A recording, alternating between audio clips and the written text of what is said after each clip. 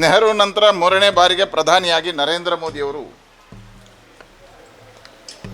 ಪ್ರತಿಜ್ಞಾವಿಧಿಯನ್ನು ಸ್ವೀಕಾರ ಮಾಡಿದ್ದಾರೆ. ಅಭಿನಂದನೆಗಳನ್ನು ಸಲ್ಲಿಸ್ತೇನೆ. ಕಾಂಗ್ರೆಸ್ಸೇತರ ಒಂದು ಸರ್ಕಾರ, ಭಾರತೀಯ ಜನತಾ ಪಾರ್ಟಿಯ ನೇತೃತ್ವದ NDA ಸರ್ಕಾರ ಮೊದಲ ಬಾರಿಗೆ ಮೂರನೇ ಬಾರಿ ಆಯ್ಕೆಯಾಗಿದೆ. ಇದು ಭಾರತದ ಪ್ರಜಾಪ್ರಭುತ್ವದ ಸುಂದರತೆಯನ್ನು ತಿಳಿಸ್ತದೆ. ಒಬ್ಬ ಸಾಮಾನ್ಯನಾಗಿರ್ತಕ್ಕಂಥ ಹಳ್ಳಿಯಿಂದ ಚಾ ಮಾರೋ ಹುಡುಗ ಇವತ್ತು ದೇಶದ ಪ್ರಧಾನಿಯಾಗಿ ಈ ದೇಶವನ್ನು ಮುನ್ನಡೆಸ್ತಾ ಇರತಕ್ಕಂಥವರ ರೀತಿ ನೀತಿಗಳು ಇವತ್ತು ಜನ ಸದಾಭಿಪ್ರಾಯದಿಂದ ಅವರಿಗೆ ಮತದಾನವನ್ನು ಮಾಡಿದ್ದಾರೆ. ಹಾಗಾಗಿ ದೇಶದಲ್ಲಿ ಅವರು ಪ್ರತಿಜ್ಞೆಯನ್ನು ಸ್ವೀಕಾರ ಮಾಡ್ತಕ್ಕಂಥ ಸಂದರ್ಭದಲ್ಲಿ ಇದೊಂದು ಭಾರತೀಯ ಜನತಾ ಪಾರ್ಟಿಯ ಕಾರ್ಯಕರ್ತರಿಗೆ ಆನಂದ ಮತ್ತು ಉತ್ಸಾಹದ ದಿನಗಳು. ಹಾಗಾಗಿ ಸಹಜವಾಗಿ ಇಡೀ ದೇಶದ ಎಲ್ಲೆಡೆ ಭಾರತೀಯ ಜನತಾ ಪಾರ್ಟಿಯ ಕಾರ್ಯಕರ್ತರು ವಿಜಯೋತ್ಸವಗಳನ್ನು ಸಂಭ್ರಮದಿಂದ ಆಚರಣೆಯನ್ನು ಮಾಡಿದ್ದಾರೆ. ವಿಶೇಷವಾಗಿ ದಕ್ಷಿಣ ಕನ್ನಡ ಜಿಲ್ಲೆಯಲ್ಲಿ ಎರಡು ರೀತಿಯ ಸಂಭ್ರಮ ಭಾರತೀಯ ಜನತಾ ಪಾರ್ಟಿಯಲ್ಲಿ ಮನೆ ಮಾಡಿದೆ. ಭಾರತೀಯ ಜನತಾ ಪಾರ್ಟಿಯ ಅಭ್ಯರ್ಥಿಯಾಗಿರ್ತಕ್ಕಂಥ ಕ್ಯಾಪ್ಟನ್ ಬ್ರಿಜೇಶ್ ಚೌಟ ಅವರು ದೊಡ್ಡದಾಗಿರ್ತಕ್ಕಂಥ ಅಂತರದಿಂದ 1.5 ಲಕ್ಷ ಮತಗಳ ಅಂತರದಿಂದ ಗೆಲುವಿನ ಒಂದು ವಿಜಯ. ನರೇಂದ್ರ ಮೋದಿಯವರು ಮೂರನೇ ಬಾರಿಗೆ ಪ್ರತಿಜ್ಞೆಯ ಸ್ವೀಕಾರದ ಒಂದು ಅಭಿನಂದನೆಯ ಕಾರ್ಯ. ಈ ಎಲ್ಲವನ್ನು ಒಟ್ಟು ಮಾಡಿ ಅವತ್ತು ಎಲ್ಲ ಕಡೆ ವಿಜಯೋತ್ಸವಗಳು ನಡೆದಿದ್ದಾವೆ. ಪ್ರಧಾನಮಂತ್ರಿಗಳ ಪ್ರತಿಜ್ಞಾವಿಧಿಯ ಸ್ವೀಕಾರವನ್ನು ಮಾಡಿದ ಮೇಲೆ ನೋಡಿದ ಮೇಲೆ ನಮ್ಮ ರಾಜ್ಯದ 5 ಮಂತ್ರಿಗಳು ಪ್ರತಿಜ್ಞೆಯನ್ನು ಸ್ವೀಕಾರ ಮಾಡಿದ ಮೇಲೆ ಸಹಜವಾಗಿ ಉದ್ಘೋಷಗಳನ್ನು ಹಾಕ್ತಾ ಕಾರ್ಯಕರ್ತರು ಕಾರ್ಯಕ್ರಮಗಳಲ್ಲಿ ಭಾಗವಹಿಸಿರುವಂಥದ್ದು ಇಡೀ ದೇಶದಲ್ಲಿ ಕಂಡಿದ್ದೇವೆ. ಆದರೆ ಮಂಗಳೂರು ಮತಕ್ಷೇತ್ರದ ಬೋಳಿಯಾರ್ ಸಮೀಪದಲ್ಲಿ ಈ ವಿಜಯೋತ್ಸವವನ್ನು ಆಚರಣೆ ಮಾಡಿ ಮನೆಗೆ ತೆರಳತಕ್ಕಂಥ ಸಂದರ್ಭದಲ್ಲಿ ಘೋಷಣೆಗಳನ್ನು ಹಾಕ್ಕೊಂಡು ಹೋಗಿರ್ತಕ್ಕಂಥ ಹರೀಶ್ ಮತ್ತು ನಂದಕುಮಾರ್ ಅನ್ನತಕ್ಕಂಥ 2 ಕಾರ್ಯಕರ್ತರ ಮೇಲೆ ಮಸೀದಿಯಲ್ಲಿರ್ತಕ್ಕಂಥ ದುಷ್ಕರ್ಮಿಗಳು ಬಂದು ಹಲ್ಲೆಯನ್ನು ಮಾಡಿರ್ತಕ್ಕಂಥದ್ದನ್ನು ಕೇಳಿದ್ದೇವೆ. ಈ ಘಟನೆಯನ್ನು ನಾನು ಖಂಡಿಸ್ತೇನೆ. ಈ ದೇಶದಲ್ಲಿ ಭಾರತ್ ಮಾತಾ ಕಿ ಜೈ ಹಾಕತಕ್ಕಂಥದ್ದು ಈ ದೇಶದ ಪ್ರತಿಯೊಬ್ಬ ರಾಷ್ಟ್ರಭಕ್ತನ ರಾಷ್ಟ್ರ ಪ್ರಜೆಯ ಕರ್ತವ್ಯ ಮತ್ತು ಜವಾಬ್ದಾರಿ. ಹರೀಶ್ ಮತ್ತು ನಂದಕುಮಾರ್ ಮಸೀದಿ ಹತ್ತಿರ ಹೋದಾಗ ಪ್ರಾರ್ಥನಾ ಮಂದಿರದ ಬಳಿ ತೆರಳಿದಾಗ ಭಾರತ್ ಮಾತಾ ಕಿ ಜೈ ಘೋಷಣೆ ಹಾಕಿದ್ದಾರೆ ಅನ್ನೋ ಒಂದೇ ಕಾರಣಕ್ಕೋಸ್ಕರ ಅವರ ಹತ್ಯೆ ಪ್ರಯತ್ನ ಮಾಡ್ತಕ್ಕಂಥ ಕಾರ್ಯಗಳು ನಡೆದಿದ್ದಾವೆ. ಹೇಳಿದ್ರೆ ಈ ದೇಶದಲ್ಲಿ ಏನು ನಡೀತಾ ಇದೆ? ಭಾರತ್ ಮಾತಾ ಕಿ ಜೈ ಅನ್ನುವಂಥದ್ದು ತಪ್ಪ ಈ ದೇಶದಲ್ಲಿ. ಇದೇನು ಪಾಕಿಸ್ತಾನದಲ್ಲಿದೆಯಾ ಬೋಳಿಯಾರ್ ಕೋನಾಜಿಗಳು?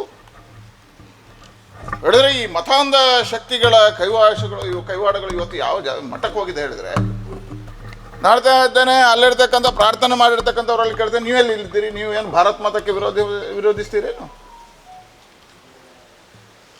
ಅಲ್ಲಿ ಅವರೇನು ನಿಮ್ಮ ಮಸೀದಿಗೆ ಏನು ಘೋಷಣೆ ಹಾಕಿದ್ದಾರೆ, ವಿರುದ್ಧ ಘೋಷಣೆ ಮಾಡಿದಾರ, ಅಥವಾ ಮತಧರ್ಮಗಳ ವಿರುದ್ಧ ಘೋಷಣೆ ಮಾಡಿದಾರ? ಹೇಳಿ.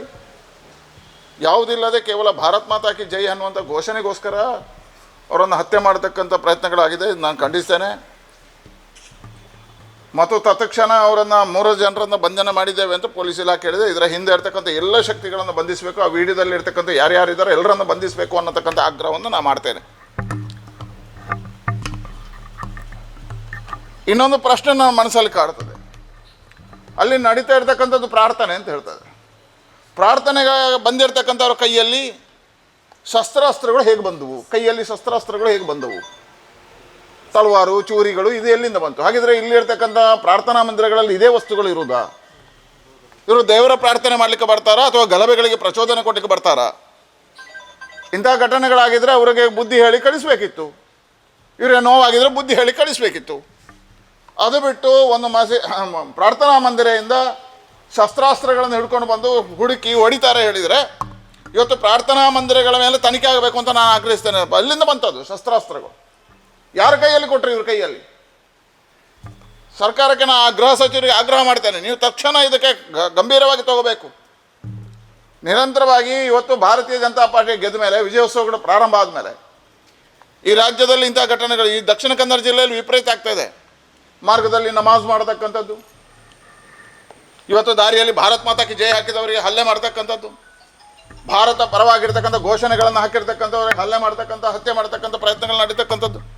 ಹೇಳಿದ್ರೆ ಏನು ಇದು ಒಂದು ರೀತಿಯ ಭಯೋತ್ಪಾದನೆ ಅಲ್ವಾ? ಭಾರತ್ ಮಾತಾ ಕಿ ಜೈ ಘೋಷಣೆ ಇಲ್ಲಿ ನಿಷಿದ್ಧವಾ? ಹಾಗಾಗಿ ಈ ಪ್ರಶ್ನೆಯನ್ನು ಕಾಡ್ತಾನೆ ಮತ್ತು ಇದನ್ನು ತಕ್ಷಣ ಗಂಭೀರವಾಗಿ ತಗೋಬೇಕು ಸರ್ಕಾರ. ಮುಖ್ಯಮಂತ್ರಿಗಳು ಆಗ್ರಹ ಮಾಡ್ತೇನೆ, ಎಲ್ಲ ತನಿಖೆಗಳಾಗಬೇಕು. ಆ ಪ್ರಾರ್ಥನಾ ಮಂದಿರದೊಳಗೆ ಶಸ್ತ್ರಾಸ್ತ್ರಗಳು ಹೇಗೆ ಬಂದವು ಅನ್ನುವಂಥ ತನಿಖೆಯೂ ಆಗಬೇಕು ಅನ್ನುವಂಥದ್ದು ನಾನು ಅವತ್ತೇ ಹೇಳ್ತೇನೆ. ಮತ್ತು ಯಾರ್ಯಾರು ಇದರ ಹಿಂದೆ ಇದ್ದಾರೆ ಅವರೆಲ್ಲರನ್ನು ಬಂಧಿಸಬೇಕು. ಹರೀಶ್ ಮತ್ತು ನಂದಕುಮಾರಿಗೆ ಸರ್ಕಾರ ಪರಿಹಾರಗಳನ್ನು ಕೊಡಬೇಕು. ಮತ್ತು ಯಾವುದೇ ಕಾರಣಗಳಿಲ್ಲದೆ ಭಾರತ್ ಮಾತಾ ಕಿ ಜೈ ಘೋಷಣೆ ನಾನು ಮುಖ್ಯಮಂತ್ರಿಗಳಲ್ಲಿ ಆಗ್ರಹ ಮಾಡ್ತೇನೆ. ನೀವು ಸರಿಯಾಗಿ ಹೇಳಬೇಕು. ಯಾಕಂದರೆ ಇದು ತುಘಲಕ್ ಸರ್ಕಾರ ನಡೀತಾ ಇದೆಯೇನು, ತುಘಲಕ್ ದರ್ಬಾರ್ ನಡೀತಾ ಇದೆಯೇನು? ಅಲ್ಲಿ 5 ಜನ ಭಾರತ್ ಮಾತಾ ಕಿ ಜೈ ಘೋಷಣೆ ಹಾಕಿದ್ದಾರೆ ಅಂದಮೇಲೆ ಅವ್ರ ಮೇಲೆ FIR ಹಾಕಿದ್ರಿ. ನನಗೆ ಮುಖ್ಯಮಂತ್ರಿಗಳು ನೇರವಾಗಿ ಆನ್ಸರ್ ಮಾಡಬೇಕು. ಏನು ಅಂತ ಕೇಳಿದ್ರೆ, ಈ ದೇಶದಲ್ಲಿ ಈ ರಾಜ್ಯದಲ್ಲಿ ಭಾರತ್ ಮಾತಾ ಕಿ ಜೈ ಹೇಳುವಂಥದ್ದು ಕಾನೂನು ವಿರುದ್ಧವಾ? ಇಲ್ಲಿ ಗೃಹ ಸಚಿವರು ಅದಕ್ಕೆ ಉತ್ತರ ಕೊಡಬೇಕು. ಕಾನೂನು ವಿರುದ್ಧವಾ? ಭಾರತ್ ಮಾತಾ ಕಿ ಜೈ ಹೇಳೋದು ಅಪರಾಧವಾ? ಭಾರತ್ ಮಾತಾ ಕಿ ಜೈ ಹೇಳುವಂಥದ್ದು ಆ ಘೋಷಣೆ ತಪ್ಪ? ಹಾಗಿದ್ರೆ ನೀವು ಯಾರಿಗೆ ಜೈಕಾರ ಹಾಕ್ತೀರಿ? ಇಲ್ಲಿರ್ತಕ್ಕಂಥ ಮುಖ್ಯಮಂತ್ರಿಗಳು ಯಾರ ಪರವಾಗಿ, ಯಾವುದ ಪರವಾಗಿ ಘೋಷಣೆ ಹಾಕ್ತೀರಿ? ಇನ್ನು ಮುಂದಿನ ದಿನಗಳಲ್ಲಿ ನೀವು ಭಾರತ್ ಮಾತಾ ಕಿ ಜೈ ಹಾಕಿದವ್ರ ಮೇಲೆ ಕೇಸ್ ಹಾಕಿದರೆ, ಅದೇ ಕಾರಣ ಕೇಸ್ ಹಾಕಿದ್ದೀರಿ ಅಂತ ಆದರೆ, ನಾಳೆ ನಿಮ್ಮ ಸರ್ಕಾರಿ ಕಾರ್ಯಕ್ರಮಗಳಲ್ಲಿ ಹಾಕಿದವ್ರ ಮೇಲೂ ಕೇಸ್ ಹಾಕ್ತೀರಾ? ಮುಖ್ಯಮಂತ್ರಿಗಳ ಕಾರ್ಯಕ್ರಮಗಳಲ್ಲಿ ಜೈಕಾರ ಹಾಕಿದ್ರೆ ಕೇಸ್ ಹಾಕ್ತೀರಾ? ಹೊಡೆದೇನು ತುಘಲಕ್ ದರ್ಬಾರ್ ನಡೀತಾ ಇದೆಯೇನಲ್ಲಿ?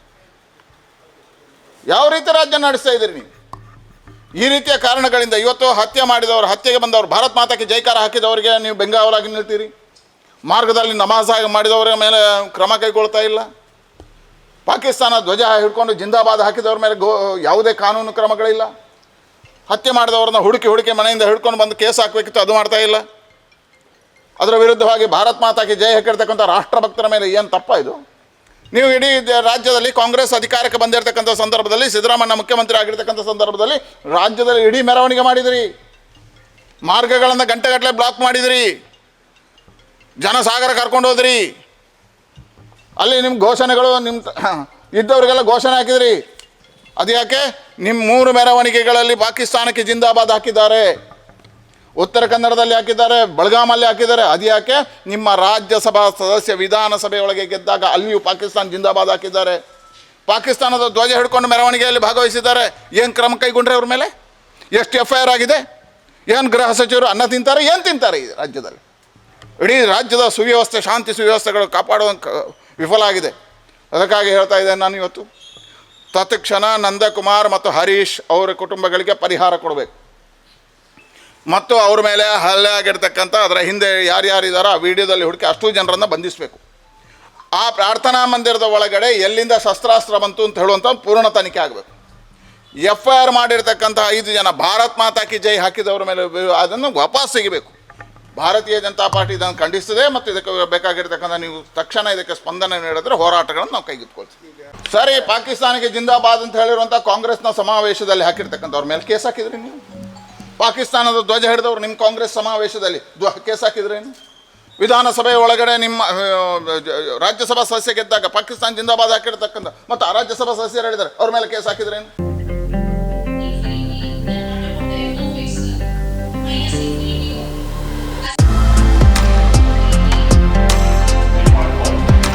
ವಿವೇಕಾನಂದ ಪದವಿ ಪೂರ್ವ ಕಾಲೇಜು ಪುತ್ತೂರು ಸಂಸ್ಕಾರಯುತ ಶಿಕ್ಷಣ ನೀಡುತ್ತಿರುವ ಪುತ್ತೂರಿನ ಏಕೈಕ ವಿದ್ಯಾಸಂಸ್ಥೆ. ನಿಗದಿತ ಕೋರ್ಸ್ಗಳ ಜೊತೆಗೆ CET, NEET, JEE, KVPY, CA foundation ಕೋರ್ಸ್ಗಳಿಗೆ ತರಬೇತಿ, ವಾಣಿಜ್ಯ ವಿಭಾಗದ ವಿದ್ಯಾರ್ಥಿಗಳಿಗೆ ವಿಶೇಷ ಸರ್ಟಿಫಿಕೇಟ್ ಕೋರ್ಸ್ಗಳು, ಅನುಭವಿ ಅಧ್ಯಾಪಕ ವೃಂದದಿಂದ ಬೋಧನೆ, ಸುಸಜ್ಜಿತ ವಿಶಾಲ ಪ್ರಯೋಗಾಲಯದ ಜೊತೆಗೆ ಗ್ರಂಥಾಲಯ, ವಿಶಾಲ ಮೈದಾನದ ಸೌಲಭ್ಯ, ಪ್ರತಿಭಾನ್ವಿತ ವಿದ್ಯಾರ್ಥಿಗಳಿಗೆ ವೇದಿಕೆಯಾಗಿ ರೇಡಿಯೋ ಪಾಂಚಜನ್ಯ ಮತ್ತು ವಿಕಸನ ಟಿವಿ, ಅರ್ಹ ಬಡ ವಿದ್ಯಾರ್ಥಿಗಳಿಗೆ ಉಚಿತ ಭೋಜನದ ವ್ಯವಸ್ಥೆ, ವಿದ್ಯಾರ್ಥಿ ವೇತನ ಮತ್ತು ಉಚಿತ ಶಿಕ್ಷಣ, ವಿದ್ಯಾರ್ಥಿನಿಯರಿಗಾಗಿ ಕಾಲೇಜ್ ಕ್ಯಾಂಪಸ್ನಲ್ಲಿ ಪ್ರತ್ಯೇಕ ಹಾಸ್ಟೆಲ್ ವ್ಯವಸ್ಥೆ ಮತ್ತು ಕಾಲೇಜ್ ಬಸ್ನ ಸೌಕರ್ಯ. ನಮ್ಮಲ್ಲಿ ಲಭ್ಯವಿರುವ ಕೋರ್ಸ್ಗಳು: ವಿಜ್ಞಾನ ವಿಭಾಗ, ಪಿಸಿಎಂಬಿ, ಪಿಸಿಎಂಸಿ, ಪಿಸಿಎಂಎಸ್, ಪಿಸಿಎಂಎ, ವಾಣಿಜ್ಯ ವಿಭಾಗ, ಎಸ್ಸಿಬಿಎ, ಎಸ್ಸಿಬಿಎ, ಇಸಿಬಿಎ, ಕಲಾ ವಿಭಾಗ, ಎಚ್ಇಪಿಎಸ್. ಭಾಷೆಗಳು: ಇಂಗ್ಲಿಷ್, ಕನ್ನಡ, ಹಿಂದಿ, ಸಂಸ್ಕೃತ. ಸಂಪರ್ಕಿಸಿ ವಿವೇಕಾನಂದ ಪದವಿ ಪೂರ್ವ ಕಾಲೇಜು, ನೆಹರು ನಗರ, ಪುತ್ತೂರು.